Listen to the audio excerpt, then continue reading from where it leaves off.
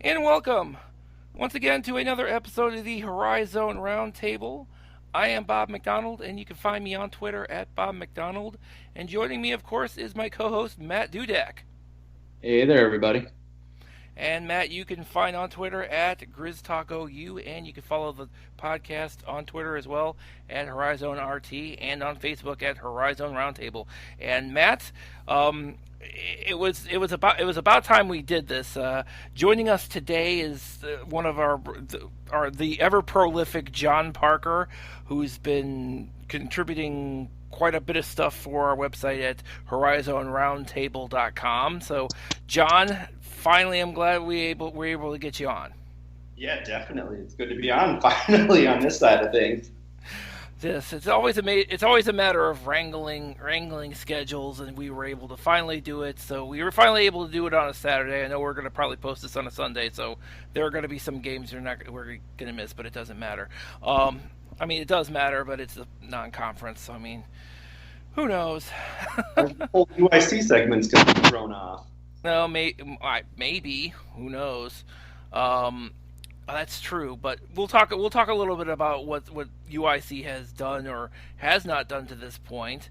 But first, obviously, it's been a pretty busy week for the Horizon League. Obviously, um, I do want to talk about the one big thing that actually happened this week, which is IUPUI beating South Florida at South Florida. Something good happened for us. Yay! Yes, finally. And technically, technically, the South Florida falls into the high major conference, conversation. Apparently, I guess you can have them in that conversation when Cincinnati's in your conference. So, good for you. But and this is so. So and I know in the preseason we talked a lot about kind of the major players in at IUPUI and kind of the question marks about about Byron Rim as the interim coach. We talked about the whole thing with Marcus Burke. We've talked about the impact of Jalen Manette, and then we also talked about the fact that they got blown out by Butler, and they got blown out by Butler. It wasn't even close. So imagine our surprise then when they go down to South Florida, and they take it to the Bulls, and it wasn't. I mean, it didn't even seem like it seemed like the Bulls kind of didn't. South Florida didn't really. They fought, but they didn't. It wasn't enough. It really wasn't enough. IUPUI had a handle of that entire game, which, let's face it, shocked the hell out of me. Right. No, definitely. And what I found really interesting about that whole result was basically it wasn't like, oh, this, Zoe Tyson had an amazing game or, there was nothing out of the ordinary. It was exactly what we, kind of expected out of IUPUI before the year, except the result was dramatically better. Absolutely. And so, I mean, so when you look at that, and you see kind of, and maybe we judge them too harshly. I don't know. Well, that's for me is the hard thing is you see the result and as a Horizon League fan you go yeah that's going to be a good win, that's going to help everybody. Is it an outlier though? But and then you start to wonder, you go, was that an anomaly or is that who this team is? And I'm still going to very much be in they got one over, and I'm not sure how, because I think very highly of the coach down there, Gregory, who is has right, major Gregory, Oakland yes, connections. So that's a big one in our world. I mean, he was a three-time All-American or something like that at Oakland, or I know he was an All-American. I think he played 3 years for OU after transferring there. Like that's someone that's always been on our radar, with those ties. So I think highly of that program. So that's a good win for IUPUI. It's just a matter of is that who they are? Because I have a hard time believing that's really who they are.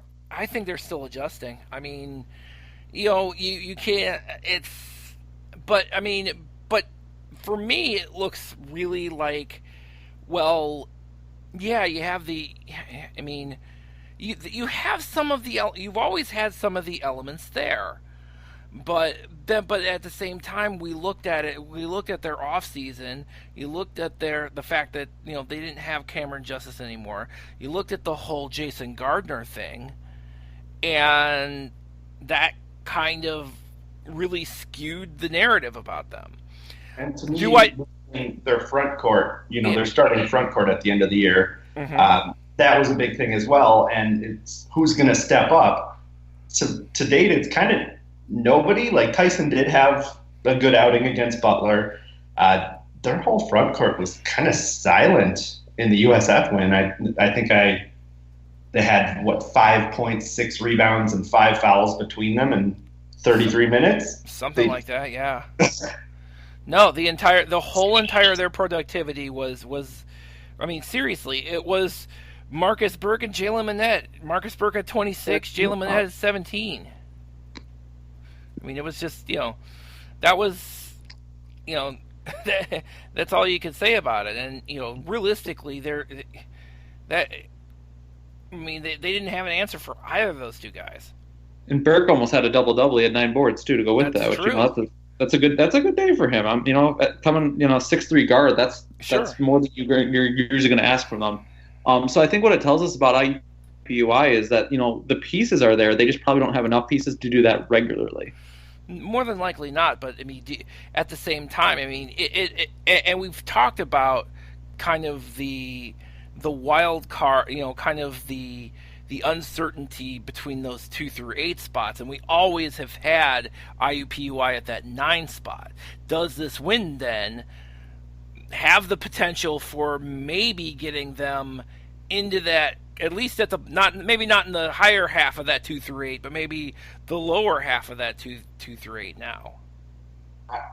For me, it kind of does. I kind of expected something like we saw out of Detroit 2 years ago, where they might pick off a Milwaukee, or in this case, a Detroit.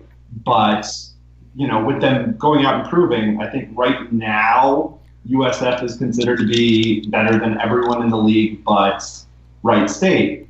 If they can, pull off that kind of win, I think you have to reevaluate where you rank them. And I think kind of putting them in there with like Detroit and Milwaukee might be the way to go. Could be. Although, go ahead.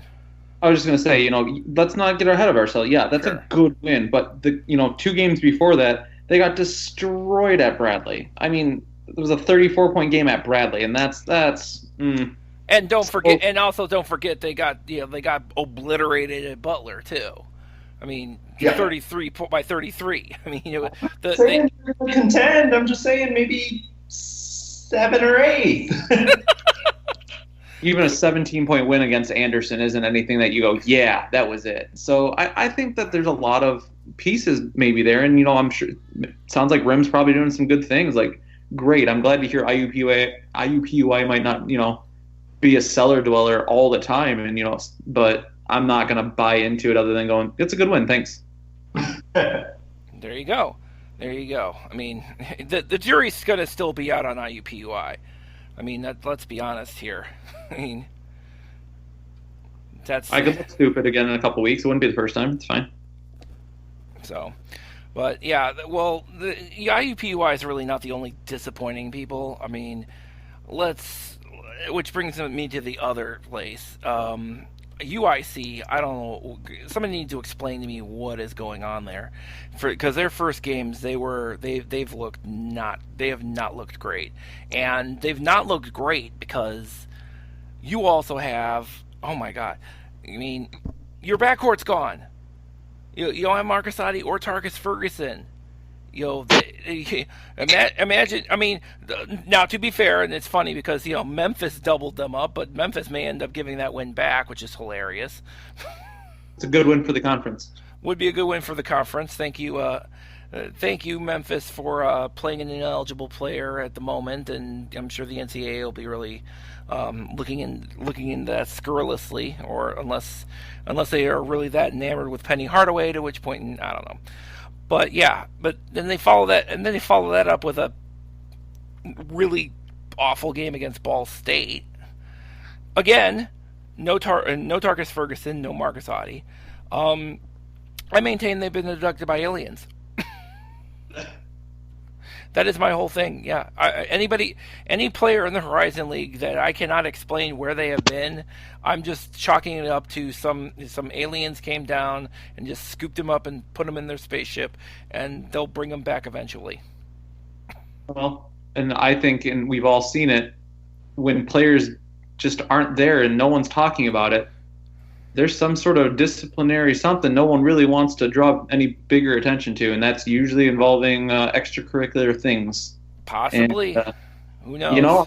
I don't know these guys. I'm not saying that's the case. I'd rather the aliens thing be true, but wouldn't be the first time we've seen it in college. Like in the fact that no one's talking about it. That's the thing. Like that's where McLean, if he needs to be out in front of it, and he needs to say, oh, it's academic. Oh, here's what's going on. Hey, they made bad choices and they're learning their lesson. We'll see them He's not saying anything, and I think that comes back on bad coaching. Like that's bad PR, and I don't think that's the way to handle that. Well, that's the issue too. I mean, if we've talked about multiple times about the whole issue with McLean and trying to impress a new AD. This is not the way to do it. He's kind of gotten off on the wrong foot. Unless this is the AD's call, like just it could be that too. Don't talk about it. And again, if that's the case, man, they might have hired the wrong person because I don't think I guess. So I don't know. Them's the rules. I don't know. But yeah, so I mean, you gotta hope that one of those two guys is gonna be back because you can't. UIC cannot. That's their core right there. And if you don't have them, and then you don't have Jordan Blunt until at least the beginning of next year, beginning of the new year.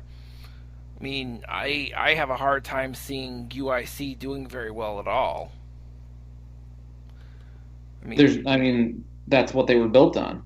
Exactly, and if your foundation basically disappeared, by a close encounter of the third kind, that's problematic. Especially and with UIC, it's killer, just killer. So they, unfortunately, we are recording on a Saturday. They do have a game coming up on this Saturday night, which will be against Bradley. So I guess it'll be an interesting basis of comparison between how UIC does and how IUPUI did, because obviously IUPUI did horribly, and I mean, when you look at UIC right now, how do you compare them to IUPUI? Which actually has a Jalen Minette and a Marcus Burke to be able to score. Yeah, if I had to do like a power ranking right now, I'm giving it to IUPUI for the moment. I mean, even, I feel like I'm making excuses looking at UIC's results. In the exhibition, it was, well, okay, they clearly established that they were dominating inside the perimeter, so they were just chucking up threes to see, what they could get going.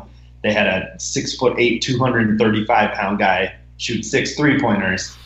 And then, as we've gone on, what I heard kind of Twitter rumblings at least was that Adi was in a walking boot and Ferguson had a 3-game suspension.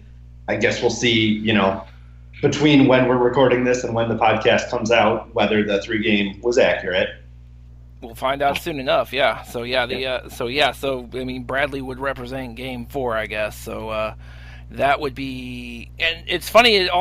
This is always the this is always the issue with these initial games. Where, wait a minute, these initial games against non-conference teams where these non-Division I teams, it kind of throws you off the trail because nobody's really paying attention to UIC, even though we should have, because they only won by 3 against Olivet Nazarene.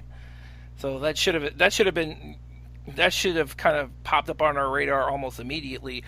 Although, to be fair, I mean, we were we were just jazzed we had Dan Hasty on, so maybe that's why we completely missed it. That could be it. I mean, I thought that was a much better conversation about, UIC UIC barely scraped by a non-Division I team. But right now UIC is without 4 starters. I didn't even realize how bad it was over there. Yeah, that is insane. I mean, we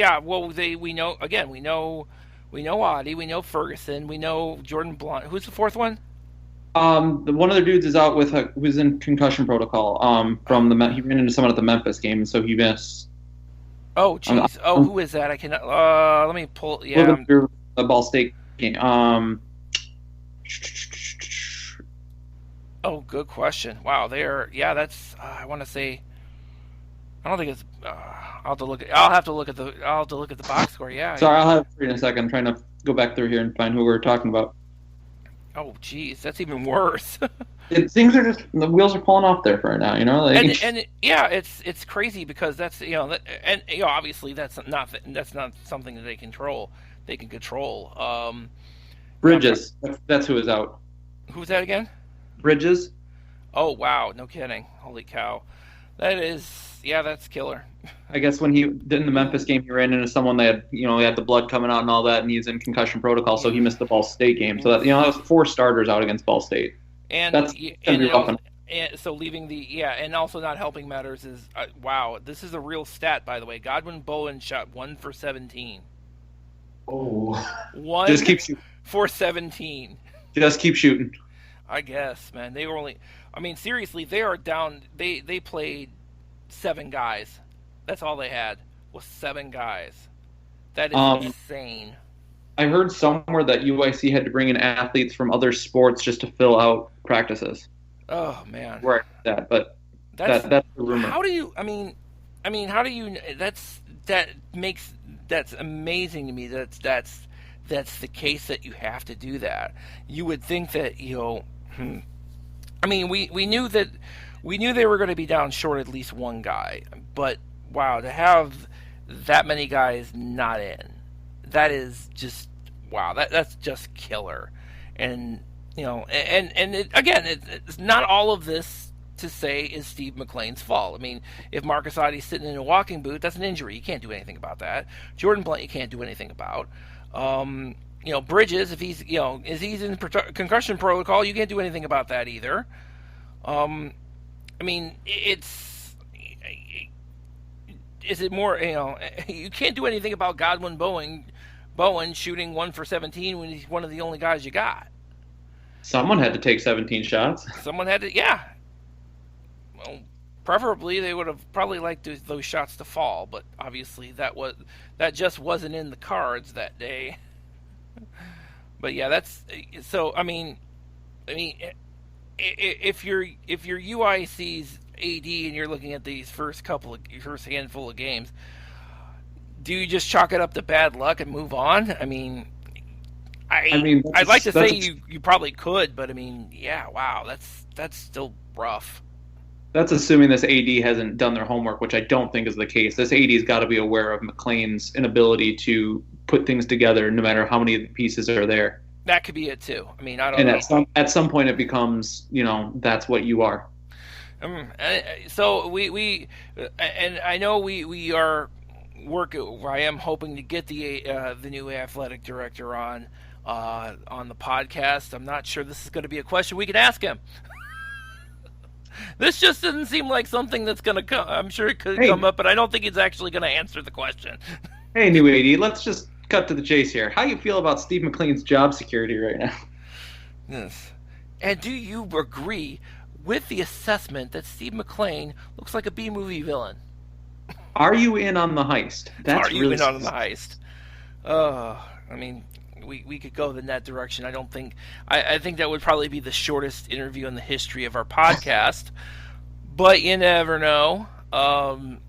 Yeah, so it has been a very auspicious start for the Flames. I'm not going to count them out. If they put those pieces back together, I still think they have a good shot. But then, they haven't been practicing together. There's a whole lot of factors all of a sudden. Well, I also think the big thing the big thing for UIC, I think, is going to be the return of Jordan Blunt whenever he comes back. I think that's a huge thing for them because that gives them a huge front court presence. He's him and Loudon, he's one of the few guys who can in the conference who can square up against Loudon Love. So theoretically, if he gets back to in some fight in some playing if he gets back into playing shape, you never know. But for right now, it just and it makes me wonder too. I mean, because we've had this conversation as well. When you have such a you have such a bad start to the non-conference, at what point in time at what point in time are you concerned? I mean, let's think about it. Last year, like a whole bunch of teams had bad non-conference schedules, whereas I mean, like like I mean, how hard does that hurt? How much does that hurt? I mean, I know Oakland didn't have last year. Oakland didn't have that great a non-conference. Um, yeah, I mean, it was you had a bunch of teams that were like 500 sub 500, and it didn't it wasn't a great look for the for the league. But once you got into the conference schedule, then you actually saw. Then you actually saw the the conference as competitively actually pretty tight, which I thought was the crazy because of how blah the non-conference was.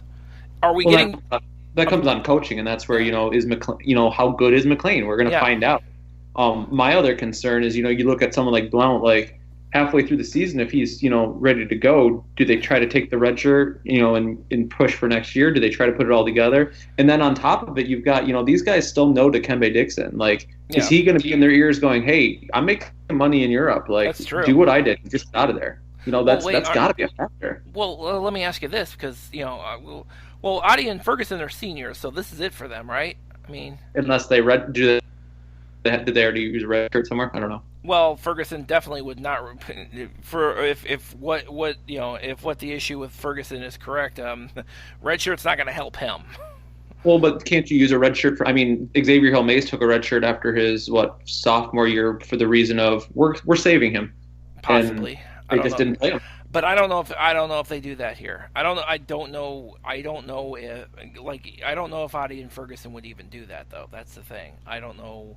I don't see for them. I don't see a justification for that, and by extension, Jordan Blunt. I don't see that.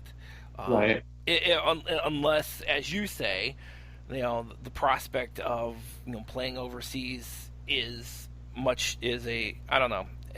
I don't think it's I think realistically, I think it's the end of the road for both Adi and Ferguson. They're seniors.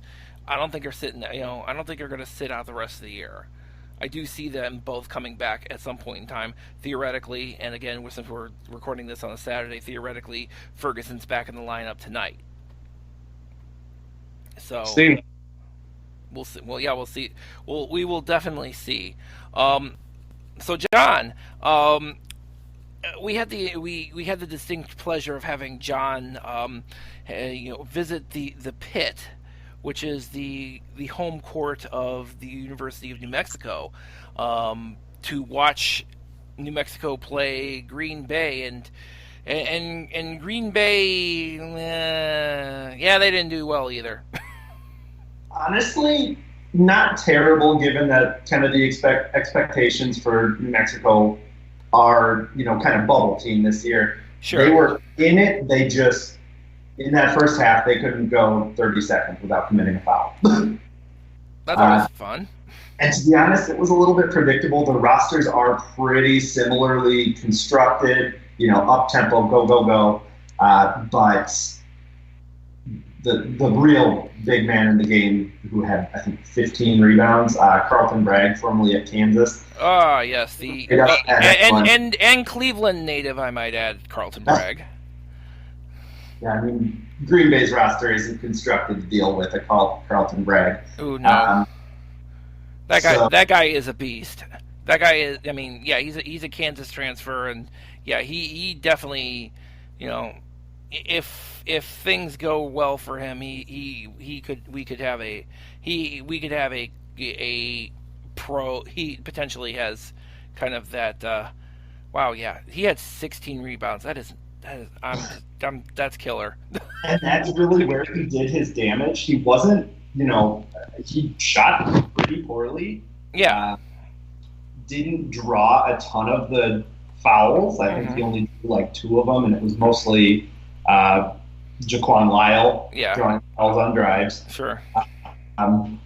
J.J. Caldwell from the Texas A&M. Man, they have nothing but transfers. So to be honest, I didn't think they did that poorly.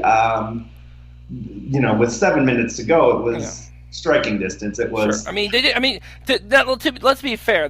Green Bay didn't get blown out. They only lost by 15. Yeah.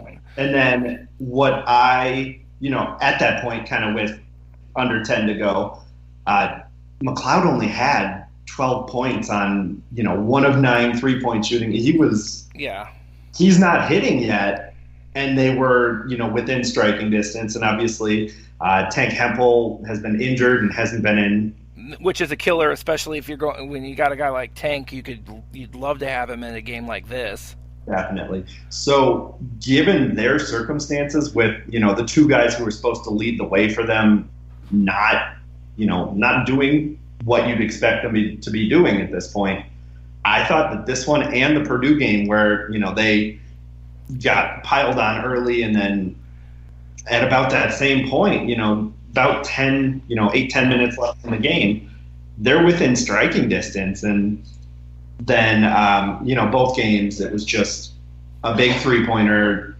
crushed the momentum. We're done here. Yeah, I mean and that's the big thing for and Green Bay is definitely not taking that non-conference lightly, because you have a first you start out. I mean, and you're going to like Mackey Arena and the Pit, which are like notoriously bad places to play as a visiting team anyway.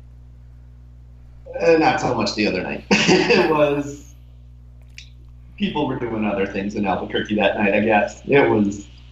That was definitely something that was getting talked about. Was where is everyone? Like for a weekend, a lot of people kind of brushed it off, but it wasn't wild. With that said, I was hoping to sneak a toe out onto the court when I was going to my seat. Mm-hmm. The way it's constructed, I had to walk across the free throw line. So oh geez, wow, experience. Just wow, that's wandering across the pit. Oh man, because I know back when I was in college, Butler was still in the conference, and I actually, I was a women's basketball manager, got to actually dribble a basketball on Hinkle. This is maybe not quite that kind of experience, to actually have the ball in your hand. But it was, whew, I'm going to check that one off the life goals. Wow. And by the way, it actually does not get any easier for Green Bay either, because they got to go to the Kohl Center on the 21st against Wisconsin. I mean, wow. I mean, okay. I'm trying to figure out at this point in time, I'm trying to figure out whose schedule is worse, Green Bay's or Detroit Mercy's. I mean, they get hit in the mouth 3 straight times. That's not good. And again, without Tank Hempel either. And we don't know if Hempel is going to be available for the Wisconsin game. Yeah, I hadn't heard anything about what was going on. I guess during the the start of the Purdue broadcast, they kind of went over it. Hadn't been able to get tuned in at that point, but I was not aware of what was going on with him. Wow, he played I don't know. They put him in for a few seconds, I thought, and he wasn't ready to go. Woof. Yeah, and like I said, it does not get it. Yeah, and then after Wisconsin, Green Bay's got back-to-back games, one against Cal State Northridge and one against Colgate. I mean, I guess that's their only respite, I suppose. Sounds like it was up 9-1 on Syracuse. All right. There you go. Wow. Sounds like we need to do a whole podcast on who's out right now in the Horizon League and who that affects the most. And whether or not they've been abducted by aliens. All right, the all league teams versus the injury team. Who you got? Yeah. So, I don't know. Wait. Yeah. Here we are talking about New Mexico, and I know New Mexico has allegedly a lot of alien activity. So there may be. I don't know. I mean, if UIC had started their season down there, I'm willing to hear you out on this. See, I knew this was going to be something. I knew I was onto something. But yeah, so Green Bay is I mean, again, Green Bay and Detroit Mercy are kind of in the same boat because both of those teams are kind of really, grinding it out on those in their first couple of games. With I mean, honestly, Detroit Mercy with the, they got NC they started with NC State and then they go over to, man, and then they have the weirdest travel schedule ever for real. By the way, I'd like to point out the fact that, even though I will say, obviously, Detroit lost by 19 against NC State, you still had Antoine Davis, scoring 28 points. Might want to work on his 3-point game a little bit because he was only 2 for 10. No, what needs to be worked on is Mike Davis, the coach, dad, needs to shut his mouth. All he does is whine, and then he gave up 5 points because he gave up a tech, he got teched up, so they got the 2 free throws, and then they hit a 3. It's a 5-point swing. Like, he needs to stop cheerleading so much for his kid. It's not even for his team, it's for Antoine, and it's getting worse. Well, let me ask you this though. I mean, honestly, we've seen guys who do that even when they don't have kids on the team. Right, but it's getting worse, and it's for Antoine. Is that because it's the star of the team and the person he needs, or is it because it's his son? And that line's getting real blurry. And I like Mike Davis a lot, but come on. I have no idea, but I know either again. I don't know, but their road does not get any easier because they got Clemson coming. They got Clemson going, and they're going to go all the way to Wyoming. I mean, we talked a lot about Mercy when we had Dan on, and like I've seen schedules like this. I mean, Horizon League fans just roasted Oakland when they came in because this is the type of schedule they play. But at the same time, Campy was trying to showcase players against the top competition, especially that Cape Felder year, And is Mike Davis trying to do that for Antoine? Probably. And is he trying to make some money for the school in the process? Probably. Oh yeah. But then you take these losses, you take these moments as teaching moments. Just today, we're recording on Saturday. I just watched Oakland just get thumped at Maryland, and all you can do is you can take the fact that they were up at times in the first half. And we're within 2 until the last 2 minutes of the first half. They kept it close, and then they got tired or whatever the case was. But you take those as good moments and you go on. The way Mike Davis is approaching it, it's just not a good look, in my opinion. By the way, the answer to who has the worst schedule, it's still the champion is still Detroit Mercy because they're not even going to be home until December. Yeah. Oh, absolutely. I mean I mean, at least the back-to-back games Green Bay has is at home. Wow, this one not even close. It is, I mean, yeah, and a lot of and again, like I said, a lot of like you said, a lot of this is going to be, showcasing Antoine Davis. A lot of it's going to be getting money for getting some revenues in because that's kind of Mike Davis's bread and butter. But oof, I mean, mixed in. Could you have at least mixed in a Michigan Dearborn or something? In the middle of that, I mean, because wow. Hey, you leave Dearborn out of this. Second episode in a row, we just discussed Michigan Dearborn. We're gonna get a U of M Dearborn fan that tweets us, and is gonna be so pissed.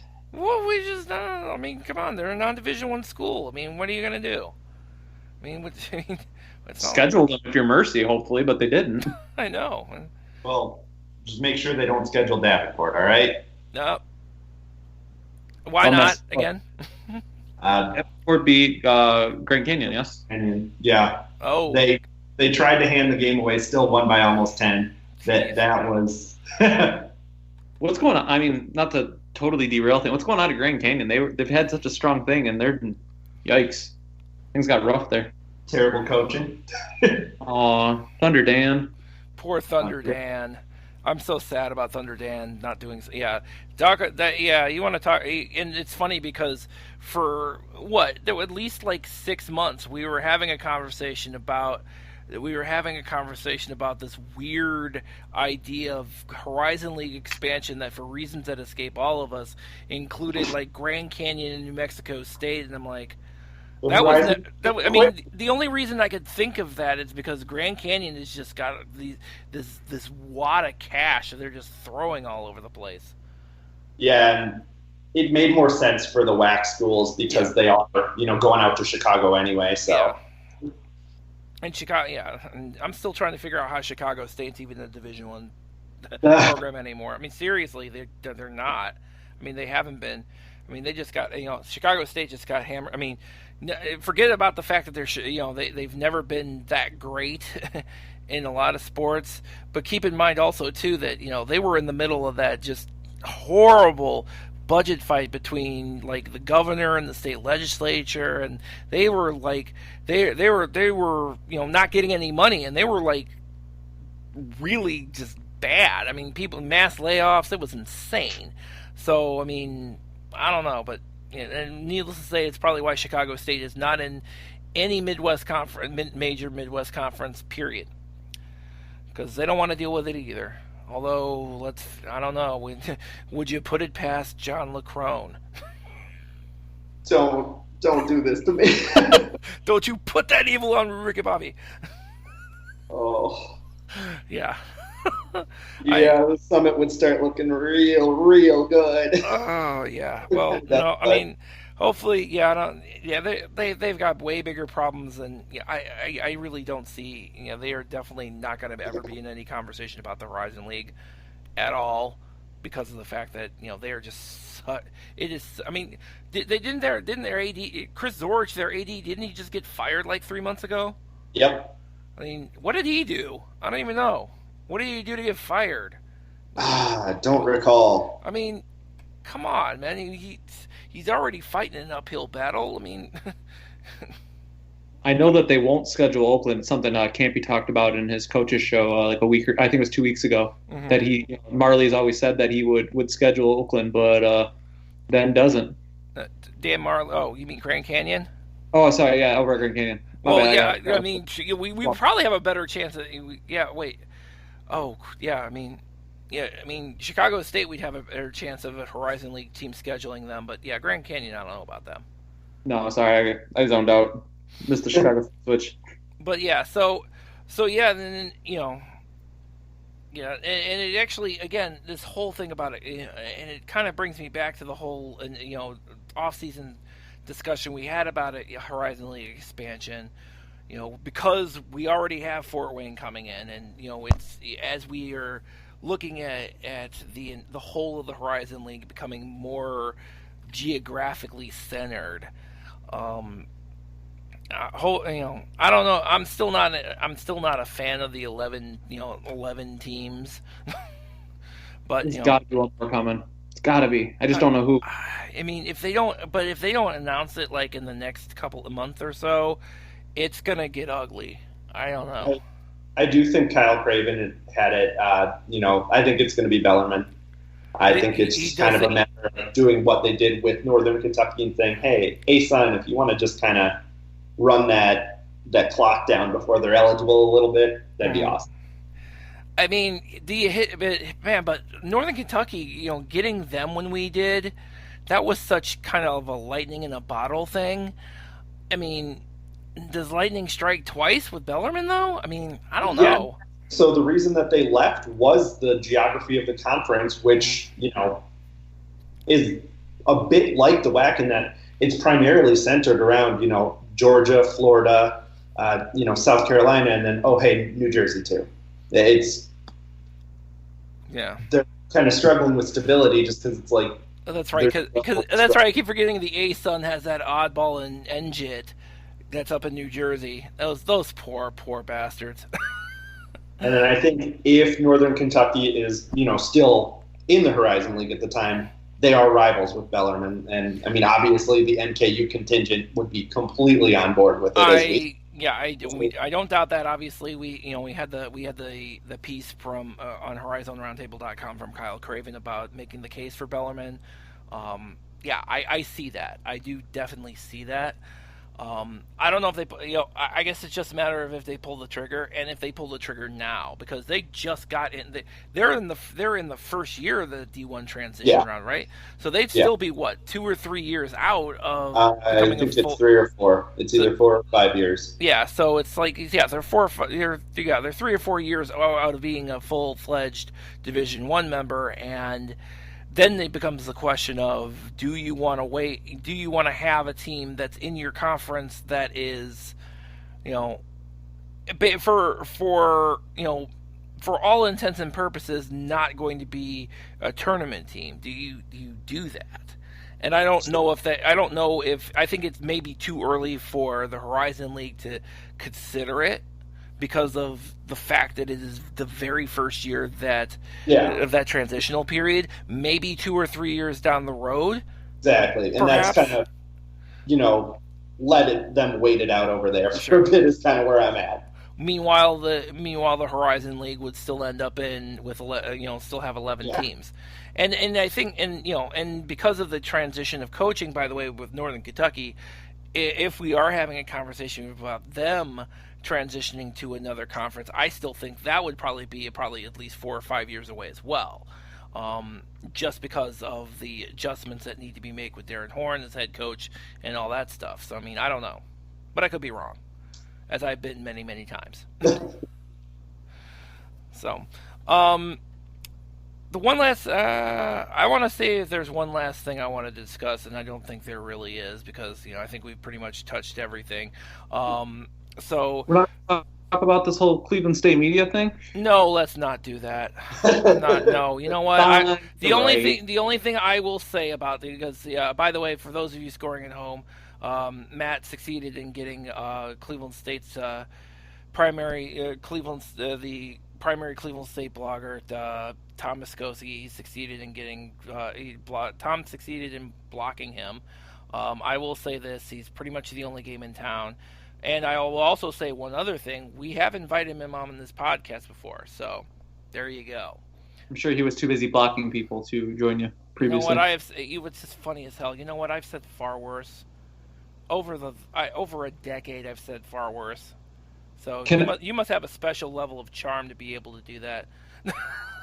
I want to go on record, and my only moment about this whole thing is I want to say once and for all from a very reliable source on the situation. Schools do not sign off on waivers anymore. That's correct. There's no physical sign off. However, they do get asked by the NCAA if they support a waiver, and would support the athlete to allow them immediate eligibility. And that's where Cleveland State did not do that for their students, where most other schools have. And that's why Cleveland State is getting dragged by the national media and everybody else around them. And that's something that, Campy has talked about. He did for his students. Braden Norris did not get his transfer. I don't even know if he's going to appeal it. No. But it was not because it had nothing to do with Campy saying that I don't support this. He did support the transfers. So that is the problem. That, it's, I think I was talking to Jim Serro on Twitter today. It's semantics to say that signing off on a Twitter or signing off on an appeal or on a transfer.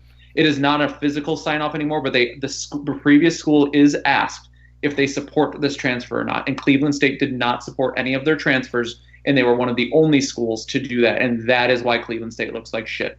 Well, thank you. And to your point, I will say that Rasheem Dunn is now playing for St. John's. And Zach Braziller at the New York Post did mention that Cleveland State was forthcoming in the information they needed to get to the NCAA in a timely manner. So, don't know what to tell you on that one.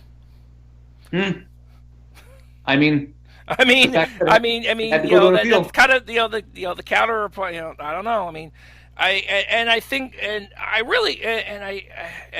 it's just the whole thing with Norris and James Beck obviously got his waiver denied as well. Yes.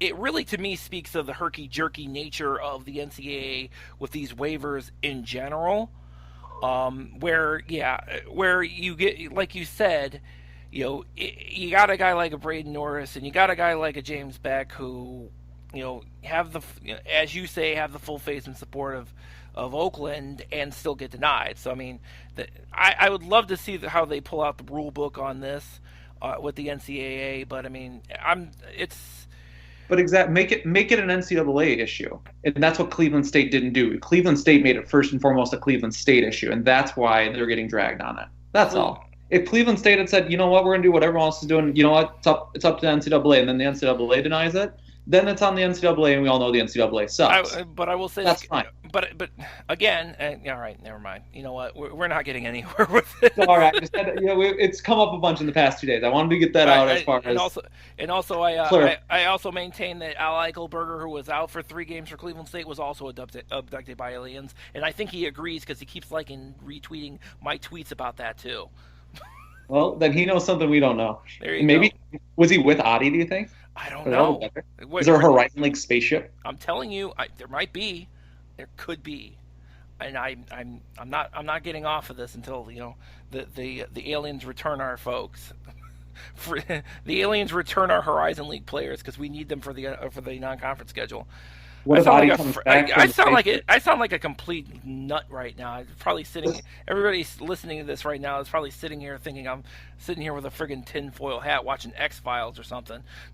What if Adi comes back and he's like one of the Monstars from Space Jam now? Well, then that would definitely help UIC's chances in the remaining non-conference schedule, wouldn't it? I would assume so. Yeah, exactly. So, all right. Well, with that said, we're going to go ahead and close out. John, thank you very much for joining us. Where could everybody find you online? It's going to be on Twitter at JJParker084, and then obviously on the on the written half of the site. Yes, HorizonRoundtable.com, by the way, and find you and for those of you looking for love, find somebody who loves you as much as John loves writing on our site. So, thanks, John. and as always, you can find episodes of the Horizon Roundtable on HorizonRoundtable.com along with John's stuff. And you can find us wherever you find podcasts, as well as on your Amazon or Google devices. So thank you for listening.